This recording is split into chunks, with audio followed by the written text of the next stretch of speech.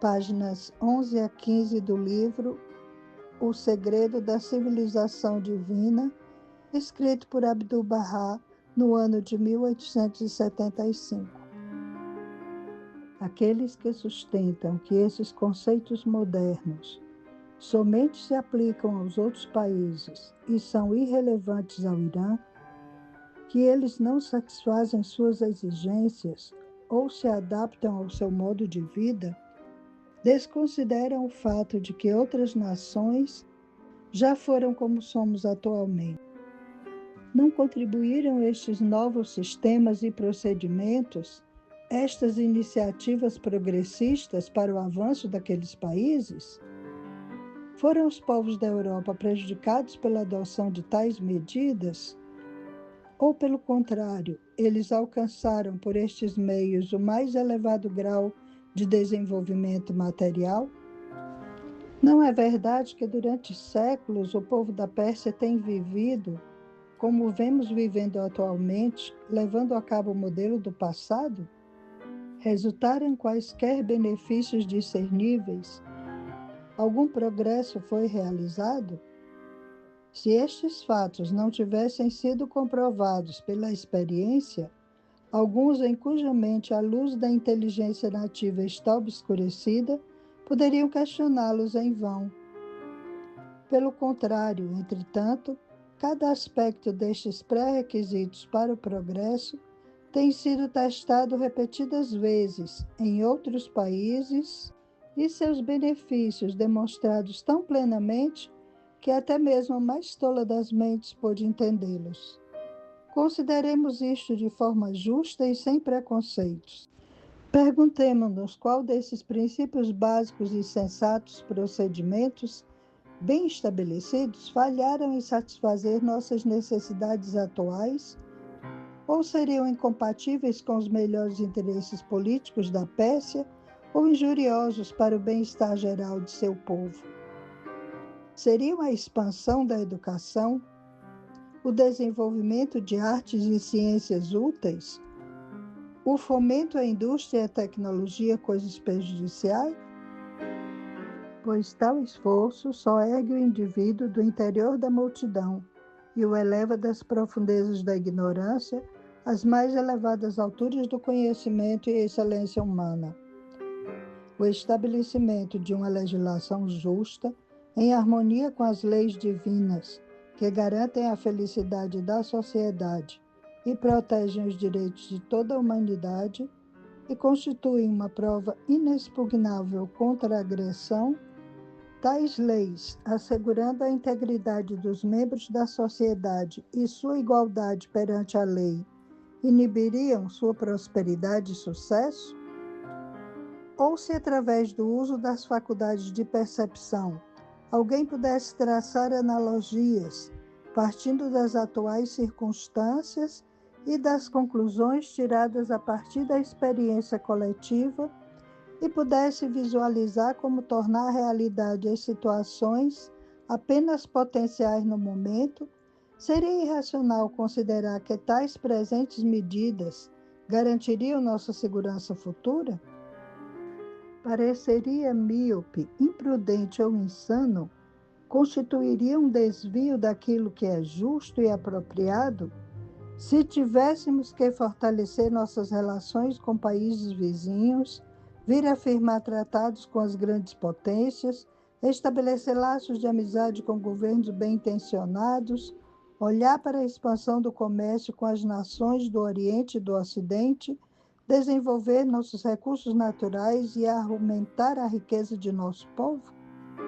Se os governadores provinciais e distritais fossem destituídos de seu atual poder absoluto, uma vez que eles agem conforme seu bel prazer, e fossem, ao contrário, limitados pela equidade e verdade, e se suas sentenças envolvendo pena capital, prisão e outras similares fossem condicionadas à confirmação pelo Shah e pelas altas cortes da capital, que primeiro investigariam devidamente o caso e determinariam a natureza e seriedade do crime, e então transmitiriam uma decisão justa, sujeita à publicação de um decreto pelo soberano, significaria uma perdição para nossos súditos? Caso o suborno e a corrupção hoje, conhecidos pelos agradáveis nomes de presentes e favores, fossem extintos para sempre, isto ameaçaria os alicerces da justiça? Constituiria uma evidência de pensamento insano libertar a soldadesca que representa um sacrifício vivo para o Estado e o povo e desafia a morte a cada momento de suas extremas miséria e indigência atuais e tomar providências adequadas para seu sustento, vestuário e alojamento e exercer todo o esforço para instruir seus oficiais na ciência militar e supri-los com os mais avançados tipos de arma de fogo e outros armamentos? Fosse alguém objetar que as reformas supramencionadas nunca foram totalmente efetivadas, ele deveria considerar o assunto imparcialmente e saber que estas deficiências resultaram da total ausência de uma opinião pública unificada e da falta de zelo e resolução e dedicação por parte dos líderes do país. É óbvio que somente quando o povo for educado, somente quando a opinião pública for adequadamente focalizada, somente quando os funcionários do governo, mesmo os de mais baixo escalão, estiverem isentos do mínimo resquício de corrupção, pode o país ser apropriadamente administrado.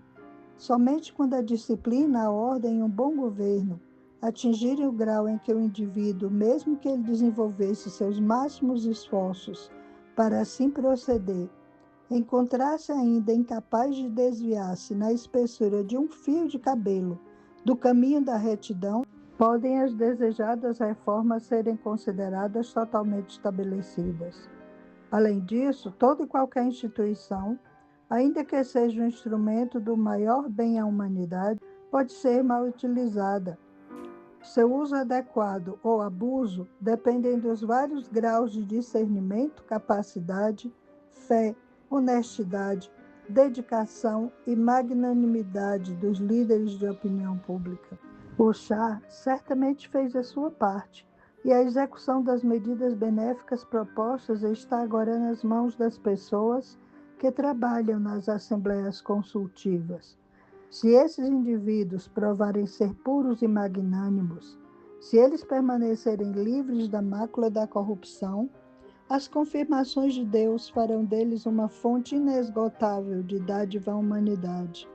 Ele fará com que fluam de seus lábios e de suas penas aquilo que abençoará o povo, de modo que cada canto deste nobre país, o Irã, será iluminado com sua justiça e integridade, e os raios daquela luz circundarão toda a terra, porque isso não é difícil a Deus.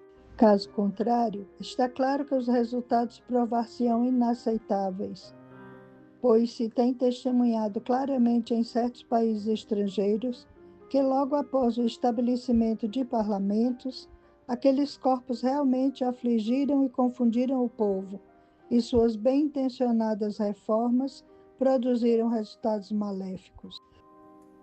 Embora o estabelecimento de parlamentos, a organização de assembleias consultivas constitua o próprio fundamento e base do governo, existem diversos requisitos essenciais que essas instituições devem preencher. Primeiro, os membros eleitos devem ser íntegros, tementes a Deus, magnânimos e incorruptíveis. Segundo, eles devem ser plenamente cientes em cada particularidade das leis de Deus, conhecedores dos mais elevados princípios da lei, versado nas regras que governam a administração dos assuntos internos e na conduta das relações exteriores, hábeis nas artes proveitosas da civilização e satisfeitos com seus emolumentos legais. Não se deve imaginar que seria impossível encontrar membros desse tipo. Através da graça de Deus e de seus eleitos e dos elevados esforços dos devotos e consagrados, toda dificuldade pode ser facilmente resolvida. Todo problema, por mais complexo que seja, provar-se-á mais simples que piscar os olhos.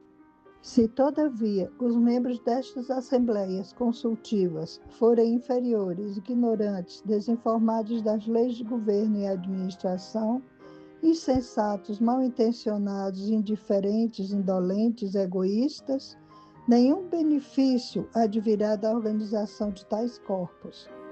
Onde no passado um homem pobre, se quisesse buscar seus direitos, tinha simplesmente que oferecer um presente a um indivíduo. Atualmente, ele teria que renunciar a toda esperança de justiça, ou então satisfazer todos os membros. Páginas 11 a 15 do livro O Segredo da Civilização Divina, escrito por Abdu'l-Bahá no ano de 1875.